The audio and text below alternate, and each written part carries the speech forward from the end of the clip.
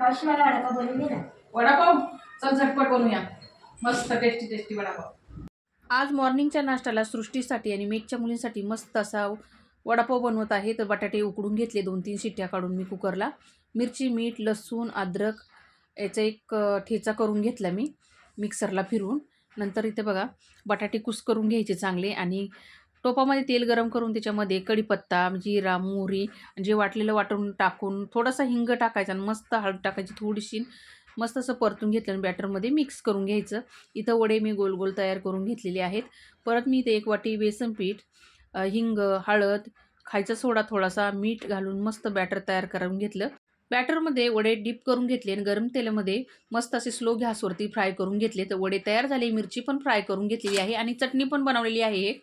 तर इथं मेथच्या मुलींना पण मी वडापाव दिलेला आहे नाश्त्यासाठी आणि सृष्टीला पण दिला. मंडळी तुम्ही पण एक या खायला. भेटूया पुढच्या व्हिडिओमध्ये. धन्यवाद.